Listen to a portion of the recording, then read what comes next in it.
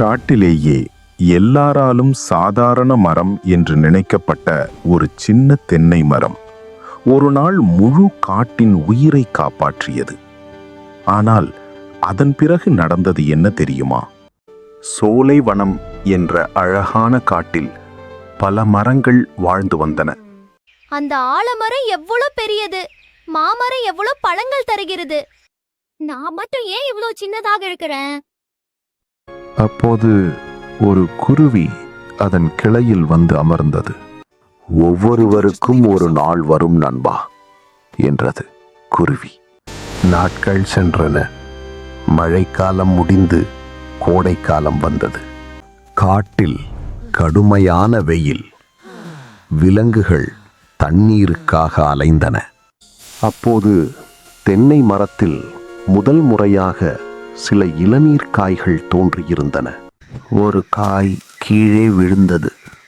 ஆஹா, எவ்வளவு சுவையாக இருக்கிறது என்று முயல் மகிழ்ந்தது. அடுத்த நாள் மான் வந்தது. பிறகு அணில், கிளி, குரங்கு என எல்லோரும் வந்தனர். உன்னால்தான் நாங்கள் உயிர் பிழைத்தோம். தேங்க்யூ.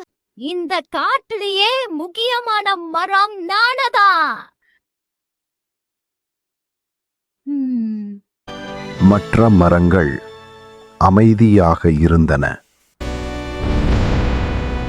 சில நாட்கள் கழித்து ஒரு பெரிய புயல் காட்டை தாக்கியது.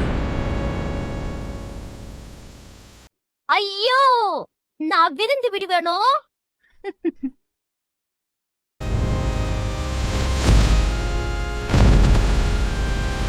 கவலைப்படாதே நண்பா, நீ எங்களுக்கு உதவினாய். இப்போது நாங்கள் உனக்கு உதவுகிறோம். காலை வந்தது. புயல் நின்றது. உதவி செய்வதும் முக்கியம். உதவி பெற்றதை மறக்காமல் இருப்பதும் முக்கியம். அன்றிலிருந்து தென்னை மரம் கர்வத்தை விட்டுவிட்டு அனைவரிடமும் அன்பாக நடந்து கொண்டது. சோலைவனத்தில் மீண்டும் மகிழ்ச்சி மலர்ந்தது. குட்டி டிவி.